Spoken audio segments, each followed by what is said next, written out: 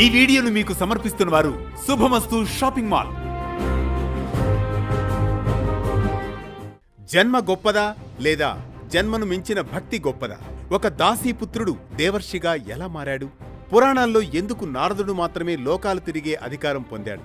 నారదుడు బ్రహ్మపుత్రుడయ్యాడు, కాని అంతకు మించి అతడు ఎవరు? ఏ తపస్సు అతణ్ణి మహర్షిగా మార్చింది? ఈ ప్రశ్నల వెనుక ఉన్న అద్భుత గాథే నేటి అనగనగా. దాసీపుత్రుడి నుంచి దేవర్షి వరకు నారదుని జన్మ రహస్యం.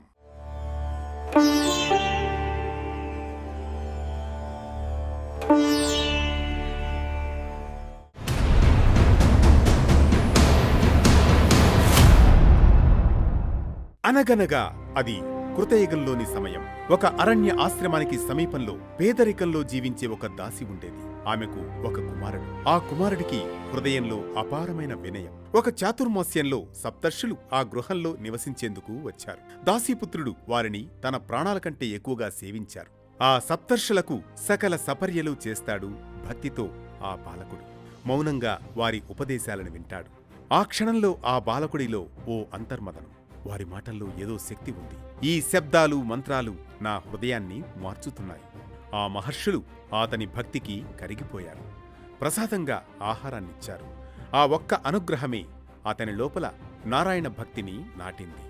కాలం గడిచింది. ఒకరోజు దాసి ప్రాణాలు విడిచింది. లోకంలో అతడికెవ్వరూ లేరు. ఆ సమయంలో ఇప్పుడు నాకు దారి చూపేది ఎవరు అనేది ఆ బాలుడిలో అంతర్మదనం. అలా క్రమంగా అరణ్యాల్లోకి వెళ్ళాడు ఆ బాలుడు. గురువుల మాటలే మార్గదర్శకాలయ్యాయి. నారాయణ నామస్మరణే శ్వాసగా మారింది. ఏళ్ల తరబడి తపస్సు చేశాడు. ఒక క్షణంలో హృదయం వెలుగుతో నిండిపోయింది. ఎదురుగా, బాలక, నీ భక్తి నాకు తెలుసు, కాని ఈ జన్మలో నన్ను సంపూర్ణంగా పొందలేవు అని ఆ శ్రీమన్నారాయణుడే దర్శనమిచ్చి అనుగ్రహించారు తన భక్తికి మెచ్చి. ప్రభు, అయినా ఈ దర్శనం నా జన్మకు మహద్భాగ్యం. ధన్యోస్మి తండ్రి, ధన్యోస్మి. భక్త, ఈ భక్తితో తదుపరి జన్మలో నీవు లోకాలను పర్యటిస్తూ గొప్ప ఉపదేశకుడవుతావు.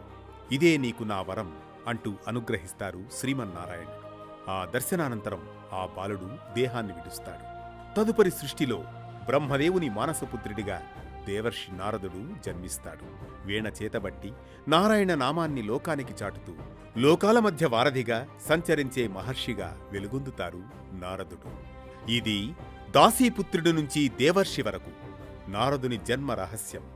ఈ కథనం మనకిచ్చే సామాజిక సందేశం ఒక్కటే: జన్మ ఎవరికీ అడ్డు కాదని, వంశం కన్నా భక్తి ముఖ్యమని, అవకాశం కన్నా వినయం ముఖ్యమని, చిన్న సేవ కూడా మహత్తర ఫలితాన్ని ఇస్తుందని. దాసీపుత్రుడు దేవర్షిగా మారగలిగితే భక్తి, శ్రమ, నమ్మకం ఉన్న ప్రతి మనిషి తన జీవితాన్ని ఉన్నతంగా మార్చుకోవచ్చునని ఇదే పురాణం ఇచ్చిన నిశ్శబ్దమైన గొప్ప సందేశం. ప్రతినిత్యం ఓ పురాణ కథనం, సూటిగా, స్ఫూర్తివంతంగా, సామాజిక సందేశంగా. ధర్మం చెప్పే కథల సవ్వడి, జ్ఞానం చెలరేగే కథన ఒరవడి. అనగనగా అంటూ మళ్లీ రేపు పలకరిస్తుంది ఆరుబయట వెన్నెల్లో జోకొట్టే కథల్లా వేటు న్యూస్.